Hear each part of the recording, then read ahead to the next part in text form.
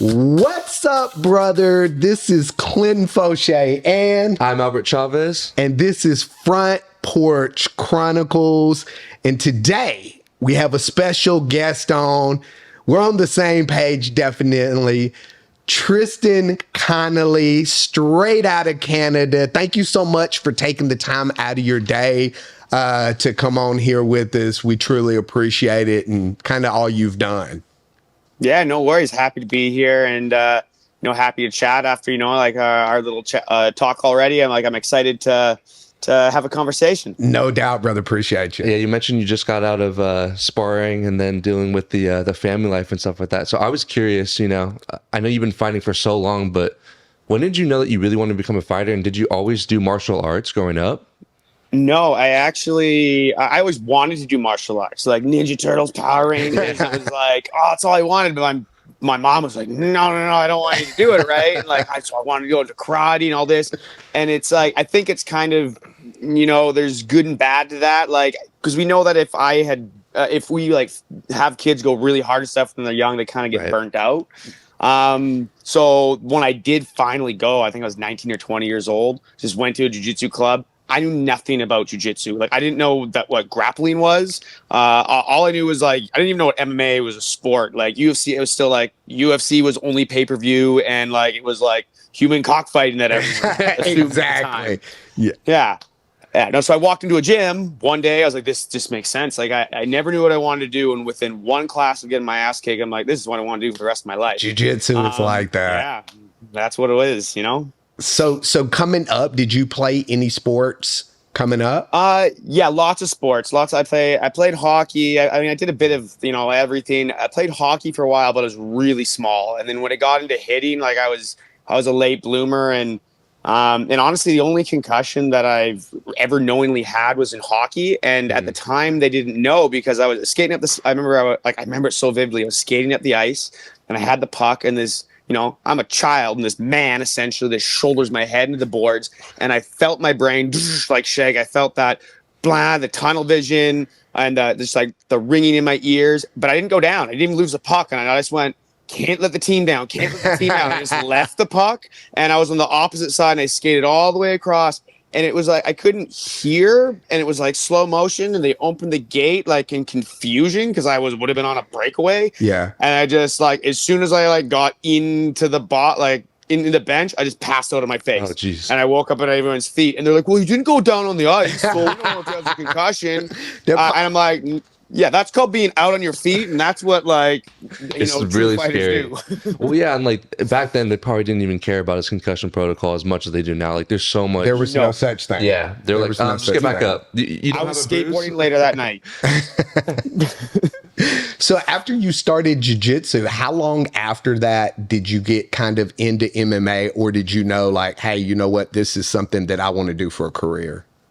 No, well, it wasn't. It happened fairly quickly, but it was when I first, like I said, I started jiu-jitsu, and then they said, hey, we're watching the UFC. I'd never watched the UFC. Right. And I think it was BJ Penn versus Sean Shirk. I can't remember if it was the first or second one did they fight twice? I think they fought twice. Yeah. But anyway, it was one of those ones. And so I had no idea what to expect. And I remember watching me fuck, I'd never do that. That's crazy. And then, all of a sudden, now I'm one day and I'm training 4 hours a day, every class I can do, everything I can do. And then someone said, hey, you want to come try some kickboxing? And sure.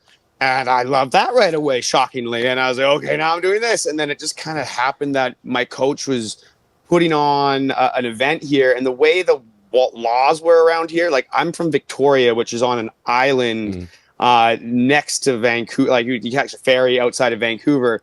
Vancouver, we didn't have an athletic commission, a provincial athletic commission, so it was up to the municipalities to regionally sanction it. And Vancouver was not a chance. We're not having that here. So all the pro events had to come to Victoria, but there was no amateur pro.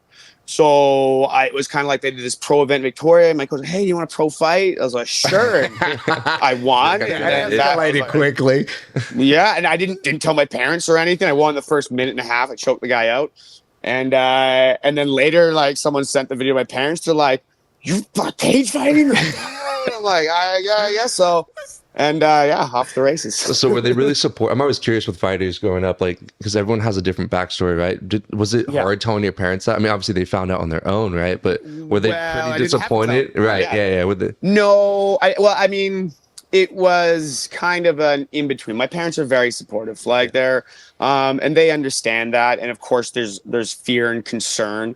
And it's like my mom was it was humorous and but concerning, but I was all right, and they're kind of like, well, okay, and they knew at this point that it was making me quite happy, and I was enjoying it. And as much as I'm sure they are terrified, they knew that they had to let me do what I needed to do, and they had to be supportive, and they were. And the longer it went, the more they changed. Yeah, I tell Albert all the time, my youngest son is fixing to be 6, and he wants to start training. And I've got 2 sons, 3 daughters. My older son is super athletic, but he just doesn't have, and you can probably understand this as a fighter, most of these guys are the nicest dudes in the world. It's just like Absolutely. there's a switch that has to be switched whenever you. And my older son does not have that. My younger son Doesn't have it. My younger son has it. He wants to watch bare knuckle fighting. Mark the Shark Irwin. He literally breaks down fights. Everything, and he wants to go. Wow. And for me, I'm kind of different because everybody's like, oh, I know you're so excited. And it's like, I know what weight cuts are. I know what these fighters go through on a personal level. I know what stressors that they have. So no, I don't necessarily want him to do it. So I've kind of been, I tried to sign him up for soccer. He's playing soccer. He's good. He's super athletic, but he just can't pay attention with it. And he's out wrestling literally on the soccer field with his friend in the middle of the game. So I could understand their hesitation at first, but I'm kind of like them. I'm fixing to let, the guard down. Yeah, you gotta let, and yeah, I have a friend, so it's very similar, but at least your son is wrestling his friends. Yeah. I had a friend I have a good friend of mine, that's a fighter, and he's, when he's growing up, he's like his mom would put him in a sport, and then he'd just get in fights. And then finally, after all the sports where he's just getting in fights all the time, when he was I think 13 or 14, his mom's like, you know what? I'm not paying for these sports so you can fight. I'm just gonna put you in boxing now. And he's just like, perfect. Yeah. At some point, you have to learn how to use all the energy, right, and figure out, because you can tell them what to do. Like my parents growing up were really nice. They just said, hey, put a ball in your hands and do whatever you need to do. So it sounds like for your parents, they realize if they would have just stopped you, and that's probably, I'm not a parent yet, but I'm sure it's pretty hard to do, is to tell them, if you tell them you can't do this, they're just going to want to do it more anyway. Of course. 100%. It's like a toxic relationship. Right. When you're younger, the more toxic it is, the more that you're like, you want it. The more, I can change her. If I just love her enough, that's how it always is. So, yeah, absolutely. So let me ask you a question. You're training, you've got some fights going on.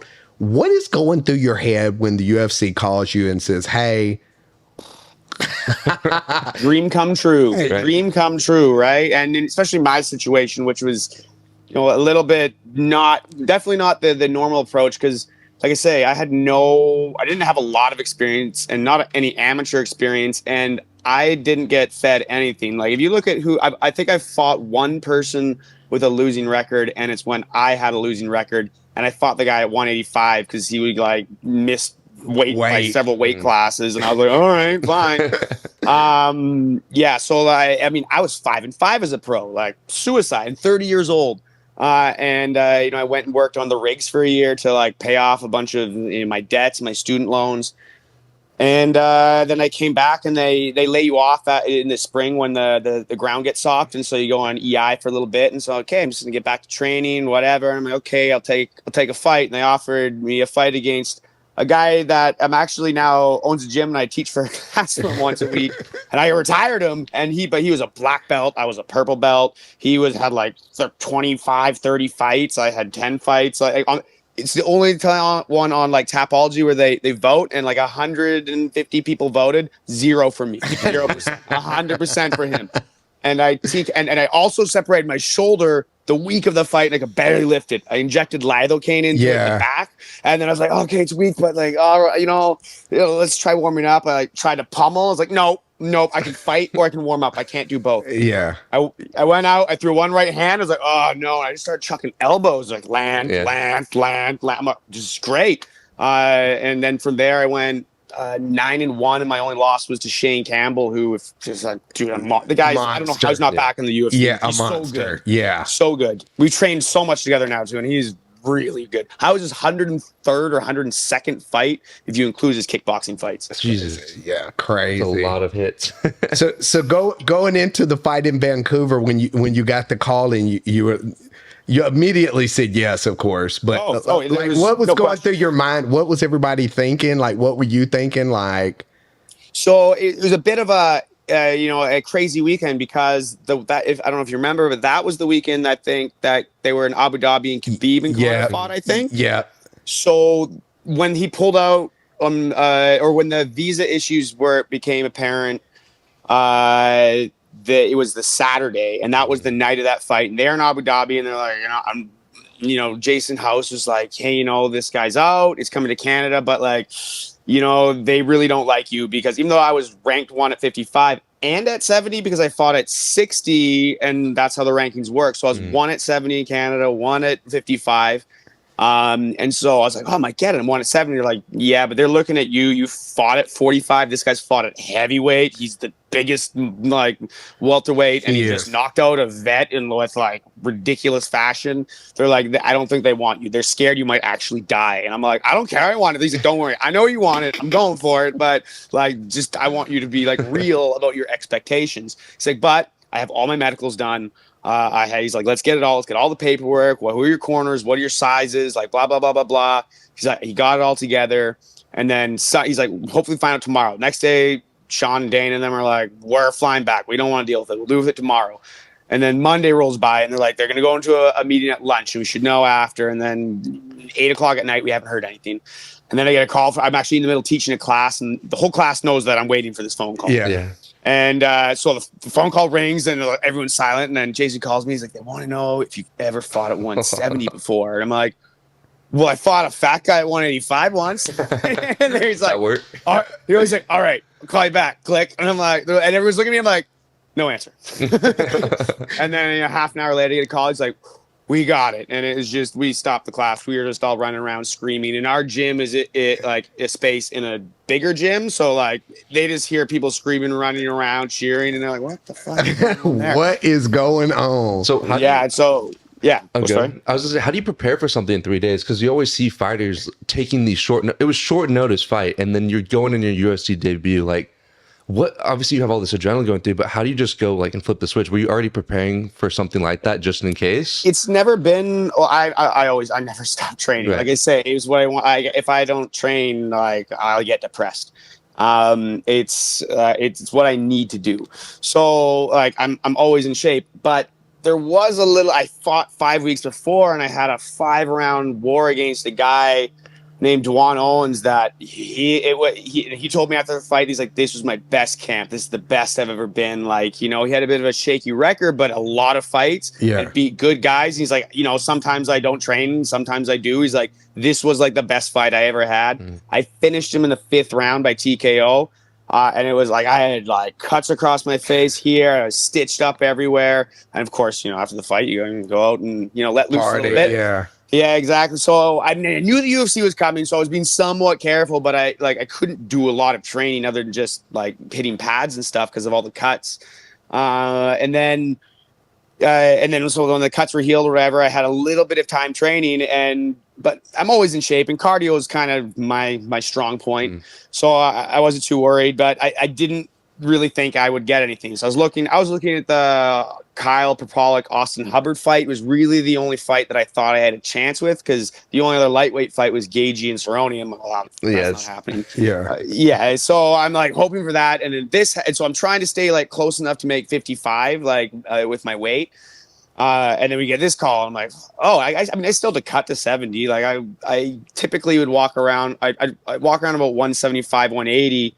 And when I fought at 55, I'd be about that same thing. And even when I fought at 45, I'd come back up. I was 75 and 78 at the 2 fights in UFC when I fought. Like I was massive. Like, and you know what? I'm also very good at cutting weight. I was lucky that my first coach in MMA was an old boxing guy. And so like I was following all his protocols. Yeah. And when I actually got to the UFC and talked to Charles and all the nutritionists, they're like, man, your protocols are like some of the best, like on point protocols. Like there was only a couple things that they wanted to adjust. They're like, man, you're like, most people come in and they have no idea what they're doing. So like, I was already like a pro at cutting weight. They gave me a few tips and then gave me tips on rehydration. Cause at that point I IV'd myself. Yeah. I'd be like, I go on the road, I get a bag and I just stick the needle in my arm. Yeah. Like that was crazy. Yeah.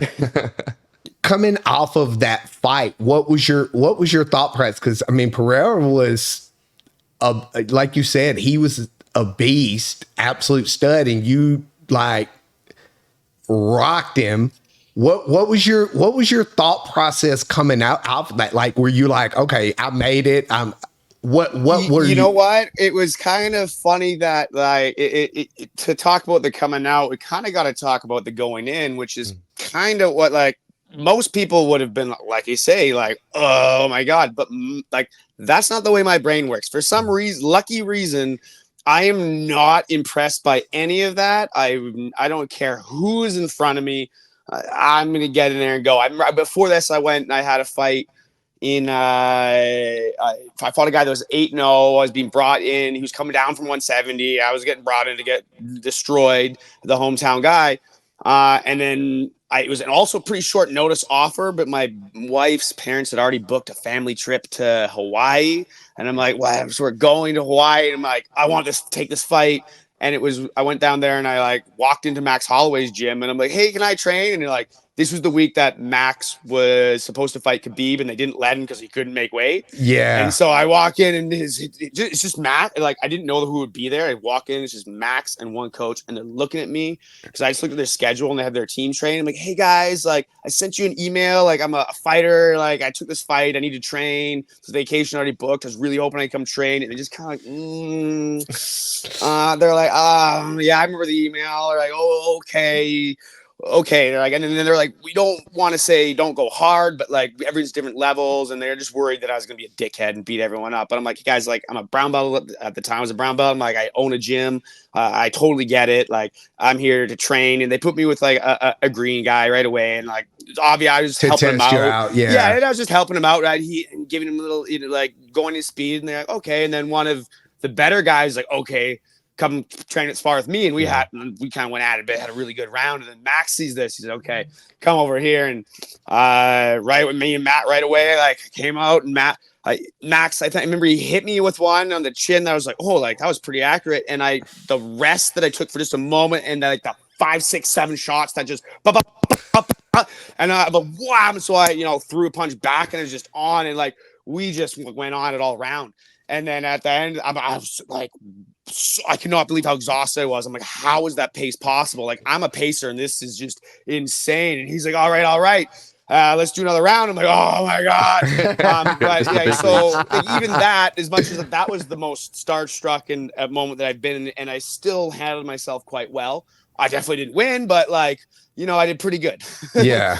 Against Max Holloway, that's saying something. While he was champ, like right. That's why that's saying something. Yeah, and so and he was like, man. And after I trained with him the week, and I was going to the fight, like, man, you're ready.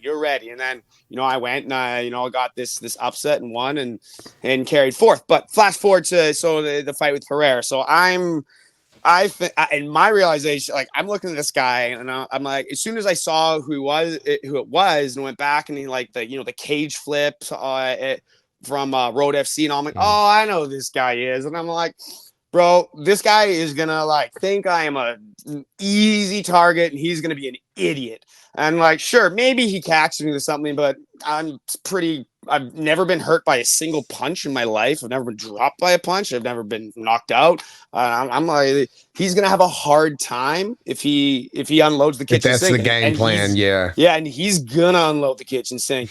And sure enough, he did.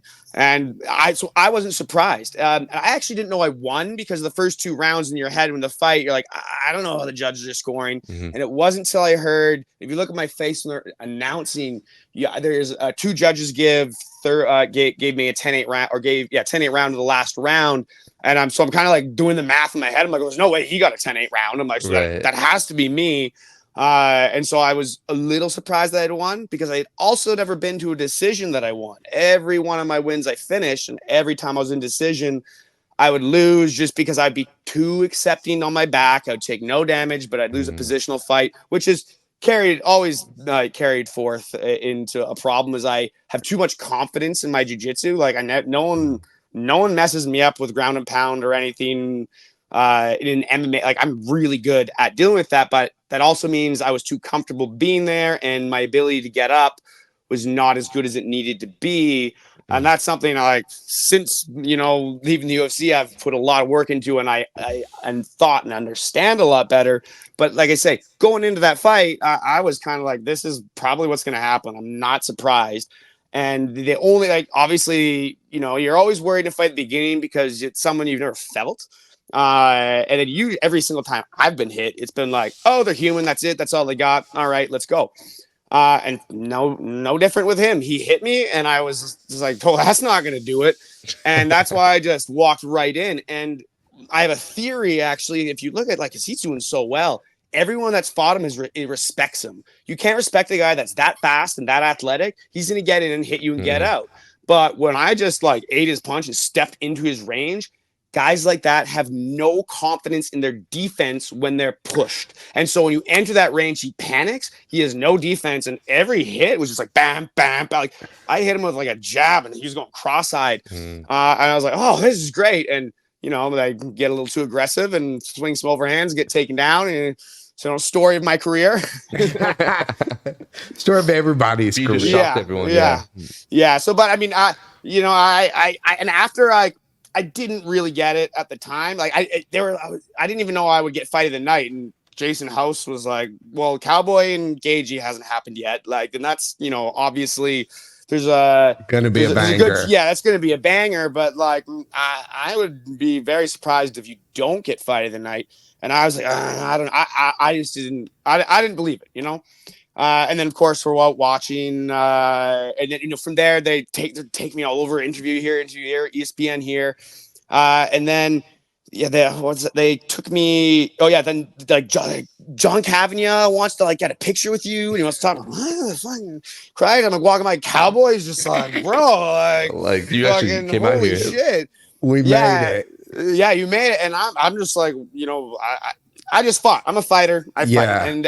And I told Ariel Hawani the next day, he's like, man, I just talk. I don't know if you noticed, but I'm pretty good at talking. So I just go on Ariel and I just go off, and Ariel looks at me. He's like, bro, you just answered 9 of my questions without me asking them perfectly. And you just show where have you come from? I'm like, bro, talking's talking, fighting's fighting. I've been doing both for a long time. No one was paying attention before. Right. It's just now you actually proved it on the big stage and did it. That's crazy. Exactly. So even to give more context too, we were talking about it before because again we watched your Tough Pills documentary. Did the car crash happen before this event happened, right? Too. Yeah, about 9 months. So how did that affect you? And then we'll go into the after effects of that too. Did that play into your role in training and making sure you had to be healthy enough for it? Absolutely. So I mean, about I don't know, exact times are hard to say, but there was a time after the car accident where I it was quite irritated, but so I was careful how I was training and I was rehabbing, but I got to a point where the numbness in my fingers wasn't going away, and the radial pain had kind of died down. I had pain in my neck, but it actually would get worse with rest and be better the more I do. Like weird. I'm Yeah. really like I'm a black belt this time. I've got people don't get a hold of my neck at this point anymore. Really, like it just doesn't happen. I'm too aware. Like it's like if you get my neck, and nowadays like if you get my neck, like that's it. Like but like it almost never happens because I'm so aware of how people are gonna get it, and I don't really let them get it. So I'm getting back to training, and then I had my buddy Cole got signed by the UFC, and then so I'm going to corner him, and I got offered a fight in Vegas on a few days, again, short notice, and this was not that long before, and went down to an organization called FFC, Yeah. and I fought a guy again I was supposed to lose, but Sean Shelby was there in the front row, and I choked the guy out in the first round. Then from there, I had a couple months. I had that fight about a month later. I booked that was the 5 round. I finished the guy in the 5th round, and then from there it was a month to the UFC. So it all happened quite quickly. And like you're a fighter, I'm a fighter, right? Like there's issues, but I'm getting through them, and I'm performing. Like you always look for a way to get around it, and it's And also it's your career. Well, because it's your career. your That's career, and you that's get better at managing things too, right? You get smarter, you learn. well, and also again going it's when it's your career, and that's one of the things like explaining people. I had a car wreck similar to like you. I had my 5.6. It as a fighter, it's your career. So luckily, it wasn't my career. So I have been, I want to say luckily that I can't go train, but it also has been so debilitating for me because you take away somebody who, is in love, has done this. And like Yeah. you said, taking that away, I tell people all the time, people are like, oh, you're going to get paid. It was a lawsuit. And I'm like, bro, honestly, for me, No amount of money. No amount of money. there's nothing that you could give me financially that would take back the pain from the car wreck, the pain from dealing with memory issues with post concussion, dealing with the numbness and tingling, and it plays with your head psychologically because you're like, okay, am I tripping or did I tweak something or why am I not feeling my fingers? Like you psychologically try to trick yourself into believing other things when it's not there. Absolutely. And me, I've always been a super optimistic person, which is one of the reasons I've been so successful is, it's not just is the cup half full or half empty. It's what's in the cup. Is it something I want to drink or not? Like I will find a way to make every situation positive. And that's kind of, like if it's negative and it's not help and I can do something about it, great. If it's not, forget about it and like focus on what's good. Yeah. So you had the surgery with the C6, C7, right? How has that affected your training, affected your lifestyle, and then like interacting with like even just with your family life? Yeah, well, I mean, actually talking about like how it affected you. This is how messed up my mind is my concern as much as it was so. Actually, I'll go fast forward a little bit, or rewind a little bit. So like I said, I was maintaining, and this happened, and then I had another fight booked, and I was down in Vegas training, and then the pandemic happened, and you get sent. I got sent back came back to Canada. We're all in lockdown and quarantine, and it was after a month of doing nothing. All of a sudden, the pain so if I kind of like loose give percentages, if there was 100% of whatever the symptoms were after the car accident, and they had boiled down to like 50%, all of a sudden it went up to like 20,000% over the course of a week. And so the numbness got really numb, and the pain started just like insane, like all the radiculopathy symptoms you get, like electrical, burning, pain, fire. And then they're asking me about weakness. I'm like, what are you talking about weakness? Like I can't even, like I'm in so much pain. And then as I tried to rehab, and like pain it goes up and down. I realized I couldn't even hold myself up in a push-up position or a plank. Like it was so weak, and the muscle was shrinking. And then that's only when they ordered an MRI, because in Canada they didn't order an MRI unless it gets really bad. And of course I was like, I'm gonna fight. I'm good. I'm telling my symptoms to the doctor, but I'm always like an optimist. So like I'm only saying the things that I'm really aware of, because my subconscious is trying to push stuff down. And so, you know, he carried on. And then when that happened, he ordered the MRI, and the doctors, like all the regular doctors that looked at my neck were just like, she would shake. Like, I mean, even the MRI tech, he recognized me when I went in. He's like, hey, Trey, you're MMA fight. Yeah, your fight amazing. And then he was shaking when I came out of the MRI machine. And he's like, you got a good physio? Like, I'm like, what? Like, cause he can't tell you anything, right? The tech can't tell you anything. So then I get the fax. So we had to do a fax because you still can't email in Canada, weird laws. I had to get them to fax my dad. Luckily, he had a fax machine at home in his home office. And so I get it, and I'm reading this, and I'm pretty good with medical terminology. And like, this is like, wow, another language. So I'm looking at words, looking at all this, and it's just like every level: severe stenosis, like foraminal stenosis, spinal. I can't remember what it's called. When the spinal canal, it looked stenosis. Well, it looked like my spinal cord coming down was pinned to the back of my spinal column at 2 levels. And they're like, "How are you walking?" And now, whenever they talk to a neurosurgeon, the neurosurgeon will be like, "Well, what are his symptoms?" And they're like, "If his symptoms aren't of like pissing himself and falling over, then don't worry about it. Imaging is second to symptoms. Symptomology is the more important thing." And so most doctors that looked at this said I needed like a 3-level fusion, and I couldn't fight anymore. Even the UFC doctors like, maybe we could get away with a 1-level fusion and a discectomy and hold that. Like, he's probably done, man. And I'm like looking all over, but I had a buddy that's been raving about this neurosurgeon in Victoria. But he's a chiro, and he owned a clinic. And he had a neurosurgeon that his clinical hours out of the clinic. And he's like, man, this guy's like a rock star surgeon. Like, he's so good. He does all like these crazy athletes. And like at this time, it's the pandemic. Elective surgeries are shut down. And it's already like a 2-year wait for neck surgery anyway. That's crazy. And so I messaged my buddy. I'm like, hey, is there any way you can get me in? And he got me in like a week, and I talked to the surgeon, and he's and he looked at Chris Weidman had one disc and fought, and he looked at my thing. He said, well, you're only getting radiculopathy symptoms that are clear from the 1 level at the time. He's like, so let's just fix that level. Let's do an artificial disc and see what happens. And I'm like, good, beauty, let's do it. And so many people are worried. I should have been way more afraid of the surgery.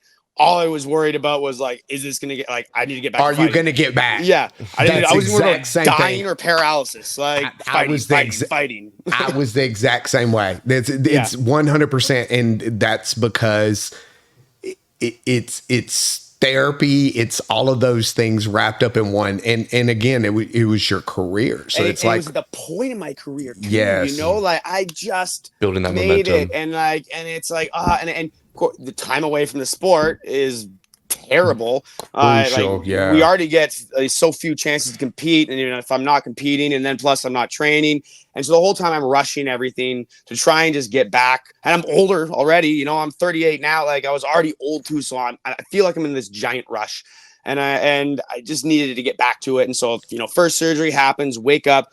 Radiculopathy pain's gone. Just like you, I have permanent nerve damage. Like my fingers are still numb. I still like the muscles are still weaker. They get stronger, but that the other muscles on the other side get stronger faster. Does it freak you out? Like I hate going to the doctor and they're like, squeeze my hand. And because we have a different, I don't think they have in their mind the strength that we have. And so he goes, oh, you don't really. You're fine. Yeah. Well, this last time, because if you look at my MRIs and you look at stuff after the surgery, they're like, oh, you know, they didn't realize with the nerve damage until this last time I went to the doctor. And he was like, oh, well, we're reading through the films. Everything looks good. I'm like, he did the same thing. Here, squeeze my finger. He was like, whoa, you're a strong boy. I'm like, well, that's only probably 50% of what I have in my grip strength. And so he did this thing where it's like a scarecrow, and he was hitting me where they chest. The reflexes. And he's hitting it. And it's just sitting there. And he's hitting it. He's trying to hit it harder. And it's kind of like in his mind, he's like, am I hitting this? So he's literally sitting there like Bob the Builder. And no action. There's nothing. And so finally, that's when it registered for that particular doctor. And he's like, yeah, there's definitely permanent nerve damage in here that is going to be. And I'm like, well, I told you so. Like, So that's, I mean, because I was so much time before I ended up getting the first surgery, and when he went in, like imaging can only show so much. The disc had adhered to the nerve, and I was actually looking at stem cells too. And for me, I'm lucky because if this was the case, he's like, stem cells will only make it stronger in where it is, right? It's not going to push that bulge back in. yeah. So it's just going to, like, if you can do things to get the bulge to come in a little bit, and then like the stem cells, there's there's evidence that that can help strengthen the overall disc. Yeah. But mine was healed onto the nerve, and he's like, if you had put stem cells, this would have been worse. But when I woke up, he's like carrying me I'm getting wheeled out of surgery and waking up. He's like, hey, yeah, no, it took an extra few hours. I had to it was attached to the nerve. I just had to cut it off, dissect it off, and like, no big deal, whatever, right? And then since then, I've talked to other doctors and surgeons. They're like, fucked that is. Like, most surgeons will just pull out and be like, you're inoperable, bud. Like, I can't do anything. Wow. But yeah, no problem. So I didn't understand. Like, I woke up and my whole side was completely frozen. The opposite side of where it was, because they go in from the opposite way, but like when they freeze you, like, but my whole side, and it lasted like 5 days before it wore off. And so I just thought that was normal. But then, so when the second surgery happened, we get to that. So, after surgery, I fought almost just after 6 months, which was the soonest date I was allowed. I did everything at the first date I was allowed. And then I had the fight against Sabatini, and obviously didn't go the way I wanted, but I was like, okay, I got another fight. I got booked to fight Makwan Amir Khani, and then I was just laying.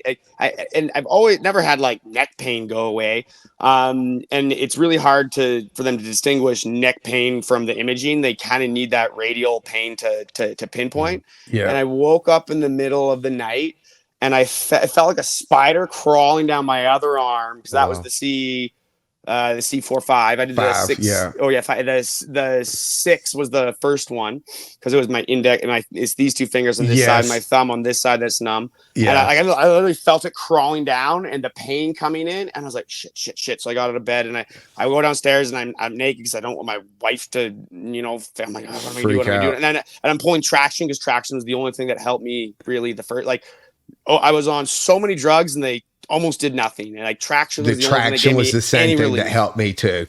Only thing. Yeah. Only thing. And so I'm pulling in my head and it's not working. And I'm laying on the ground. I'm sweating so much. There's puddles of sweat on the ground. And my wife comes down and finds me. She's trying to talk. I can't even speak. And she's like, I'm calling an ambulance. I'm like, no, don't call an ambulance. And she's like, I'm calling an ambulance. And they call an ambulance. And they take me to the hospital, and I get there, and I'm just lying on the ground on the emergency room floor with my head on the ground, like pulling traction, just because I'm just waiting.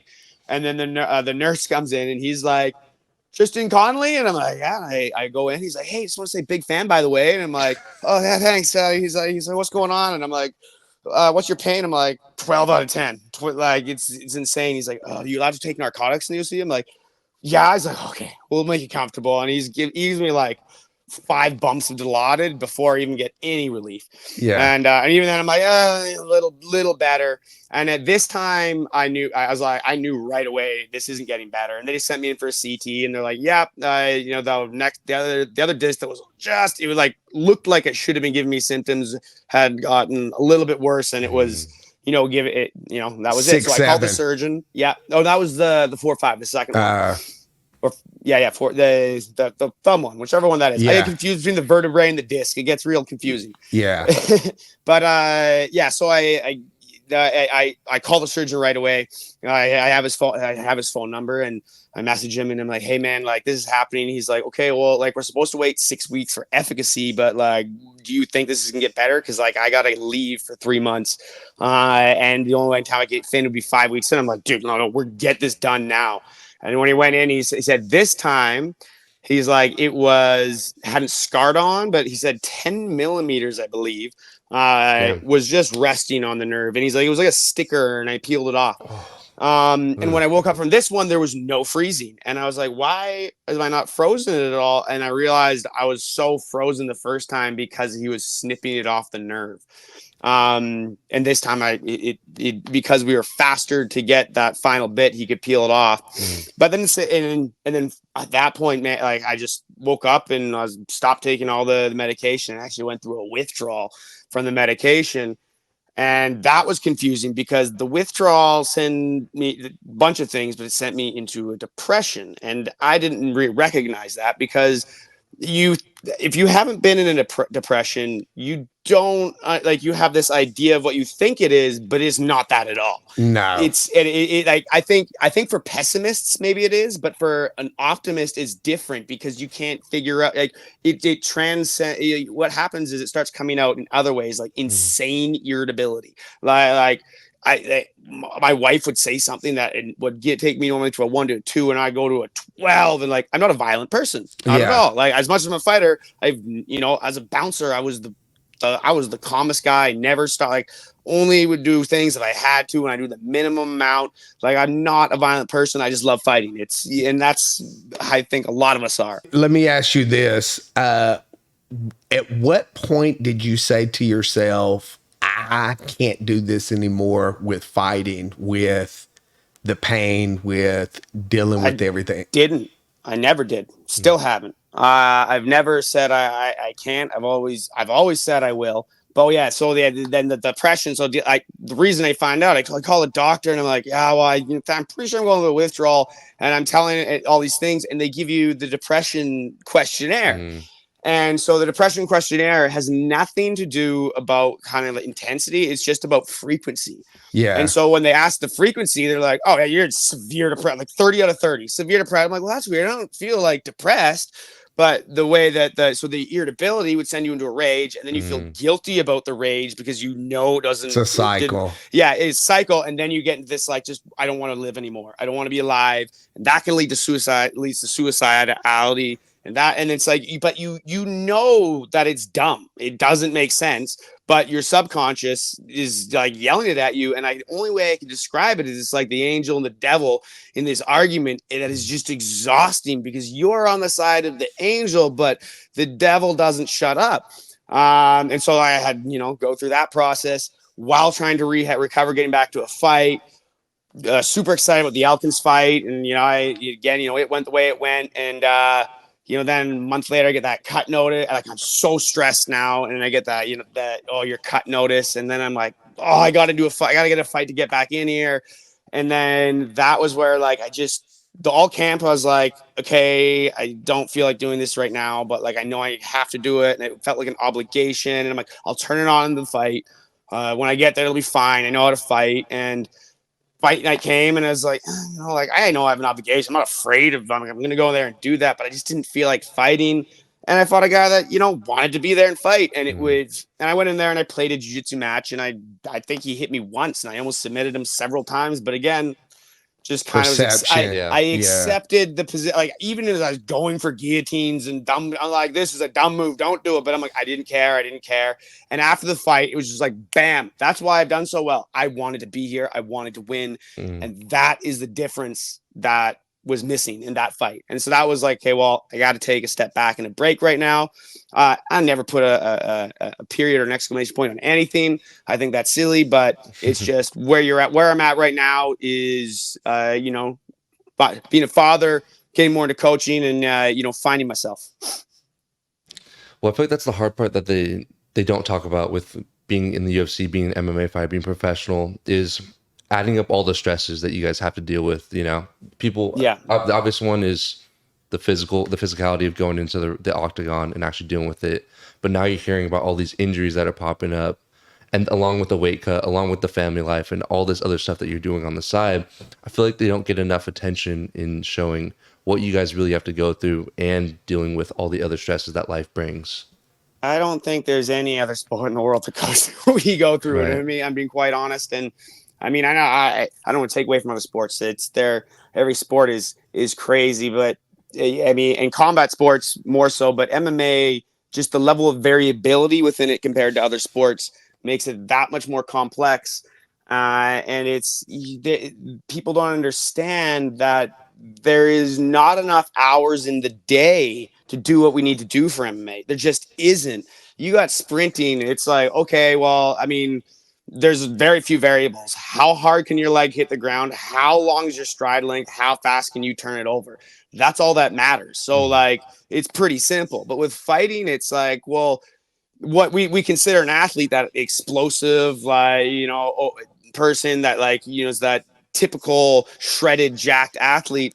But fighting it's how you use your own skills together. Because if I try and fight like a super fast twitch guy, I'll never win. Like, that's not my thing. I'm not fast, but I got cardio for days. I'm super durable. Nothing hurts me. And I get in your face, and I'm quite isometrically strong. So like, I figured out a way to fight to my benefit. And that's what you got to do in this sport. Yeah, I agree. It's by far the hardest. And that was one of the things when we started this podcast is we didn't want it to be this thing where we're talking to fighters and we're talking about just fighting and, hey, it's really cool that you like, we wanted to talk and dive deeper into people's stories and lives, because you guys are, like I said, you deal with so many different things, not to mention trolls on social media and everything else. Like, I could only imagine dealing with that. So Yeah, I was lucky that because of the prayer fight, I've had zero trolls ever. Right. But there's nothing, just like, you can't say shit. Sorry. yeah, exactly. So let me ask you a question. What advice would you give, going back, what advice would you give your younger self?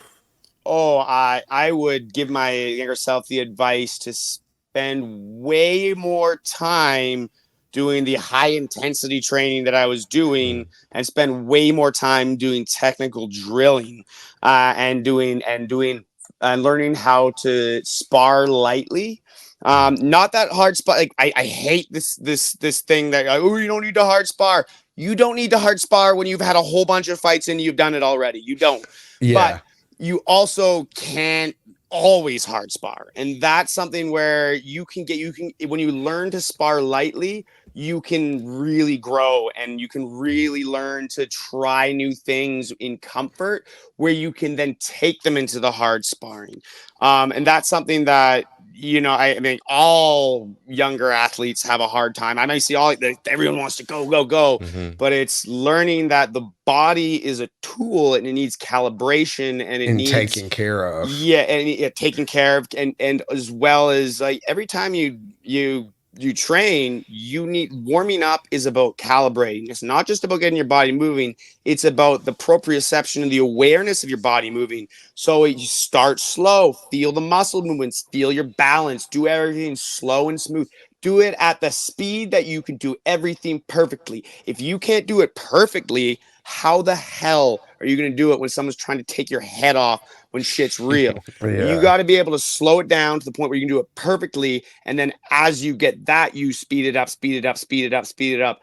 And, I got, great advice from a friend of mine, Gabe Varga, who, two-time glory champ. He's fighting karate combat, like one of the most technical kickboxers ever. I remember when I would watch him fight when I just was getting into jiu-jitsu, and he was already, had 20 amateur titles, and I go watch him kickboxing. He just ruined dudes.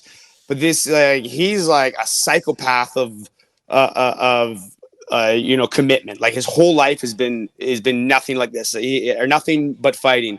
And he'd like come in. He's the type of guy that would like hold his shin at your head while standing on a toe, and like perfectly, and talk about like an entire thing while standing there. We're like, how do you get that flexible? He's like, well, when like you go home and you read a book and you just like get into a stretch and sit there for an hour and read. We're like, no, Gabe, no, we don't. And my friend Josh, the one that was always getting in fights, his mom put him in boxing. He said, how do we get something, a new skill, and get it to the ability where we can get it in a fight? And what he told me is, well, so obvious now. And it's so plain, but it makes so much sense. He's like, okay, well, first you got to like practice it just dead on the spot. Then you got to practice it moving around. Then you got to speed it up. Then you have to add a very limited variable.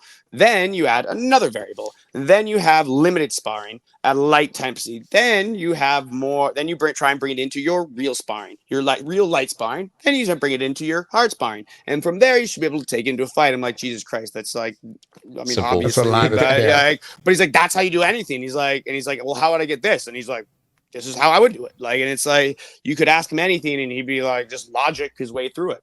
And I've taken that, and I use that to myself now, but like, that was where it kind of became, I was like, oh, that is The light switched on. Yeah. Click. It's kind of simple. Yeah. So I'm curious. I like to ask this question, especially to young fathers, because I'm not one yet. I'm 25. He can have all the kids right now. He's got 5 of them. But as like a younger father, what is something that's been really impactful for you, and what's your favorite thing being a father figure? Oh, Jeff. I mean, the love, man. Like, you don't understand the love. Like, you just can't. You can't. You don't, like. I mean, I love my parents. I love, I love my wife. I love it, but like, nothing can trump this. It's like that unconditional love that, like, man, like here's what the way I try and explain how I feel, and this is the feeling where it's like, like, generally, if someone does something that's wrong and you're like, well, you're wrong, you kind of like, even if they're a friend, you're like, dude, you fucked up, you're wrong, it's kind of your thing.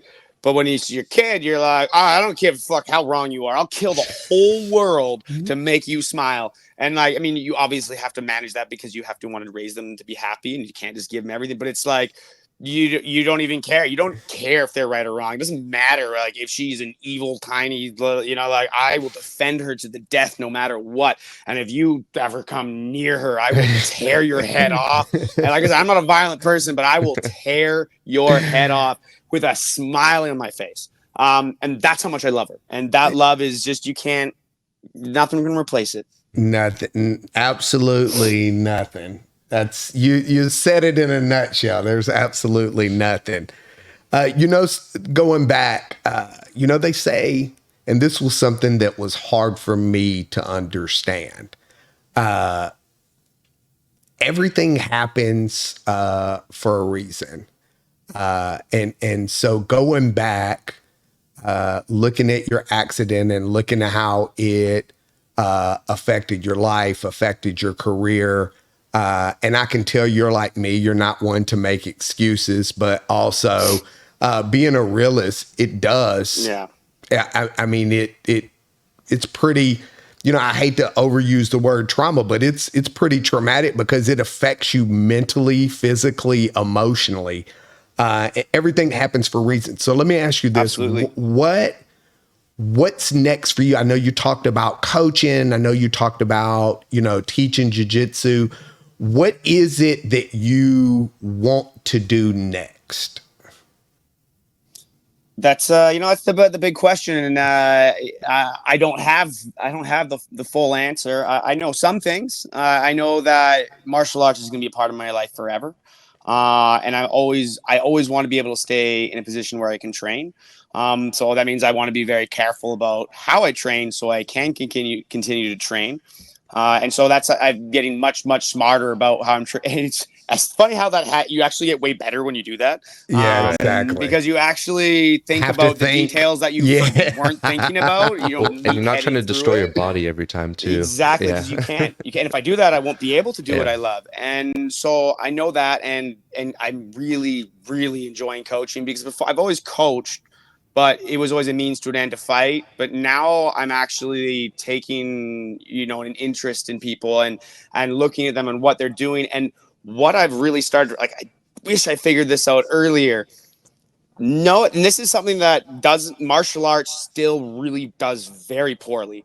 And that's that it's not like schools have a curriculum. They have everyone at the same level. They bring you in here and they have a plan. And like, sure, gyms have curriculums and things, but it's like everyone's kind of in at the same time. That's why wrestling isn't crazy, I don't think, because wrestling is so effective. I think submission wrestling, submission grappling with an idea to be on top is probably the better thing, but that ends up being a casual atmosphere.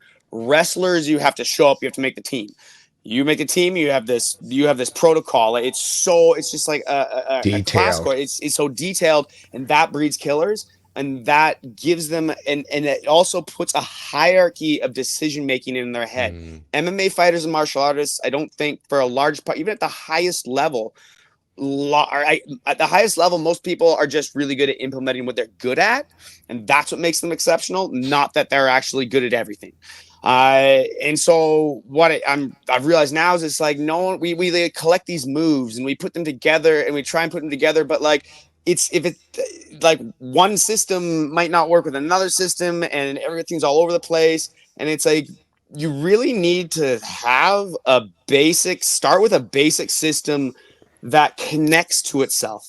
And then you need to figure out how to connect things into that system. And then within that system, you also need to have a hierarchy of decision making, because people are just kind of like whatever. It's like you need to have a goal, and you need to be willing to like to get to that goal, because like you also can't like try and fake the goal to get the reaction. Like no, you need to go towards this goal with the idea that you're going to make this goal, whether it's landing a jab, getting your takedown, and you must go with 100% confidence and commitment in the goal that you are creating, but also be looking for exactly when the roadblocks for that goal come up, and when that particular roadblock to that goal, because you can, like, if you do something that's fairly standard, it's going to have a standard response. Then you can look for the standard response of that. And as long as you know to change your goal to one of these responses and hit those with absolute certainty and continue that chain indefinitely, that's what you need to have. But people don't have that, so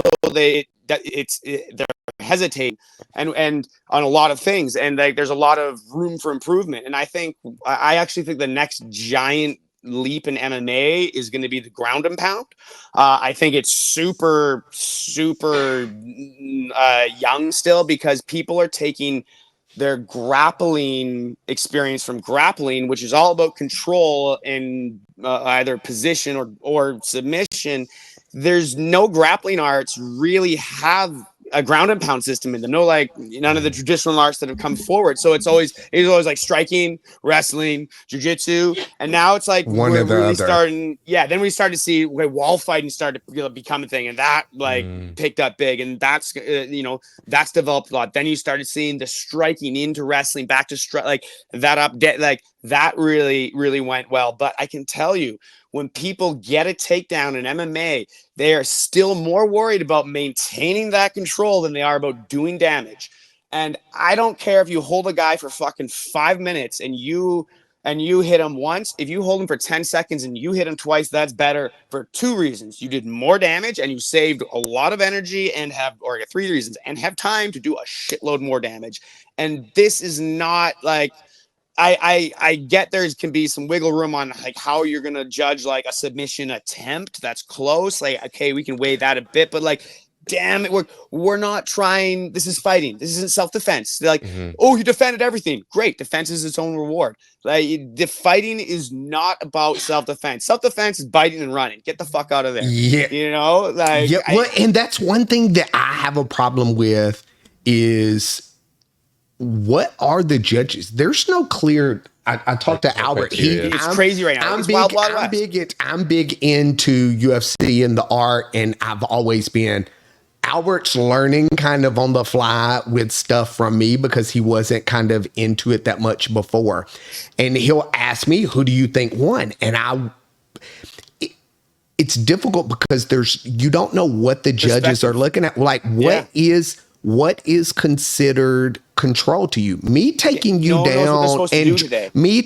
down and dry humping you for 3 minutes of a match. Yeah, that's control. But in the same sense, I'm giving somebody credit just for taking somebody down and holding them down. That's not ultimately winning a fight. That's just, you're really good at wrestling or grappling. Exactly. And so, I mean, and this is, so I do know now, like, if you want to know, like, what they're supposed to do. If you talk to John McCarthy, you talk to Herb Dean, who teach the refereeing and judging courses, is control used to be weighed much higher. It was effective striking, grappling, and octagon control, all kind of weighed evenly. They never wanted to say damage because they're worried about the future potential for being sued for saying that you suppose damage is your main goal. But like now we're like, okay, guys, like it's fighting, damage is the main goal. Like I say, self-defense, biting and running. Fighting is I want to kill you. I want to hurt you. And the biggest risks I got to take to hurt you are the biggest risks I take are when I try and hurt you. Every time I try and do something to you is when I leave the biggest opening for you to counterattack. Counter. Yeah. And that's why I hate if you just counter, like, I mean, I know guys are exceptional, but that's why you get two counter fighters. It sucks.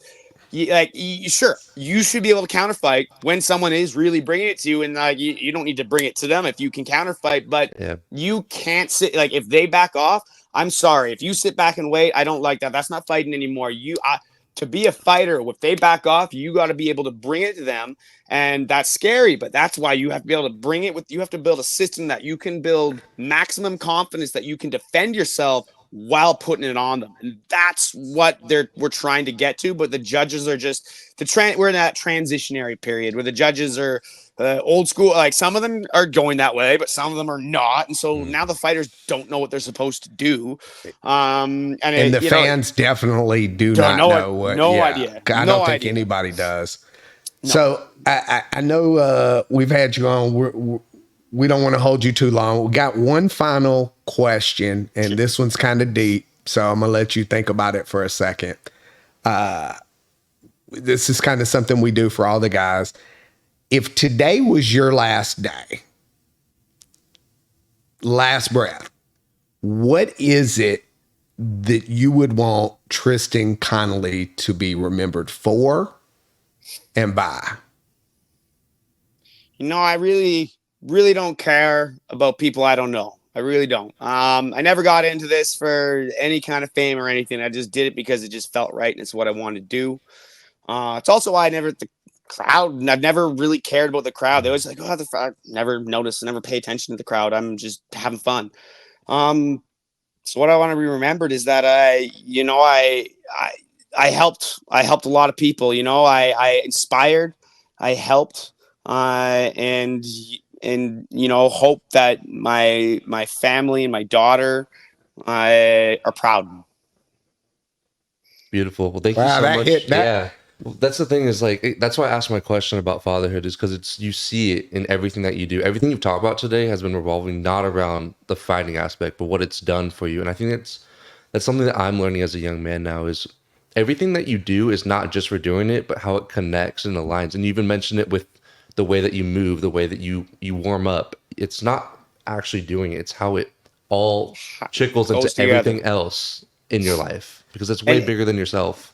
And you know what? Fighting's kind of this giant analogy for everything, right? Like it kind of just fits everything. And once you feel like it's so intense that you can pretty much take your experiences from fighting and apply them to almost anything. And I really feel like I've had a whole career where most people are 65 retired. I feel like I've learned almost everything most people learn from a career standpoint in this little chunk of time almost. Now I'm sure I'm arrogant by saying that and there's lots more to learn, but I see other people and I'm definitely that are not fighters and have not gone through what I have gone through.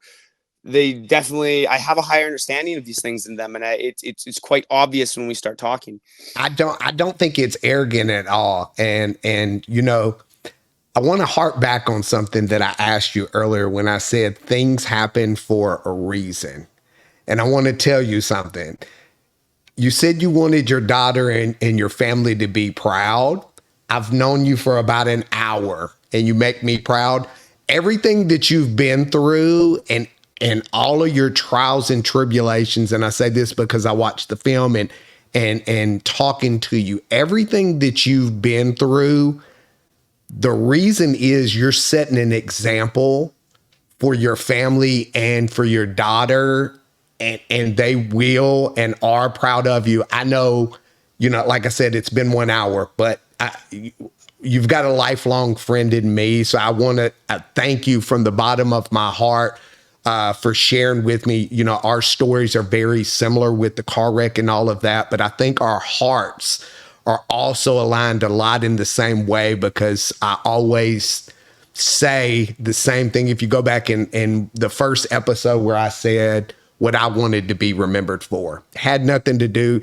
I, like you, I could care less about all of the extra stuff. I just want to be and do better and be a light for somebody that needs it. And so I thank you so much for coming on today and really inspiring me and putting a pep in my step and putting my life into perspective. Awesome. And thank you guys. This great conversation. I can say the same about you guys. Both of you guys like have such a wonderful understanding of life in this sport. And I also say, like I say, when you're looking back, and like obviously as athletes, as fighters, no one is dissatisfied with their career. Like you could be world champion, and so you're still not going to be satisfied, and that's never going to go away. But at the same time, I'm blessed to have gotten to do what I did. I got to fight in the UFC. I got to live a dream, and the number of people that all the people to high school with, and lawyers, doctors, whatever, they all go, I wish we did. Like they're none of the, like, not that they're not happy, but they're all jealous. They're all like, man, like, well, you did it. You didn't fall in line. You didn't do what everyone said. You did what you wanted. And that's what I kind of wanted to lead by example, is like, hey guys, you don't have to live the normal life. You can do what you want. You can find a way to do what you want. And I'm at the crossroads, what we call the athlete's death, right? It's, you have to let that athlete die in a sense, not that I'm saying that, but so that you can really live your second life. And it's, and so it's a lot of people don't go through this athlete's death. It's kind of like, it's like a supercharged midlife crisis, right? Because most people go through the midlife crisis and they just want to like find something to make them feel good. Well, it's like not just you're getting with the midlife crisis and you've lost something, so you got to find something new somehow to replace it. Yeah, it's hard, but it's a journey and we're on it. And it's part of life. You've got my name. I'm gonna shoot you my phone number. I'll DM it as well, my phone number to you. I'm on standby or call. Anything you ever need from me, call me, text me, email anytime. Like Absolutely. I said again, I appreciate you. We're gonna go ahead and sign off. Thank you once again, and I'll definitely talk to you soon, brother. Great meeting you, brother. Appreciate it.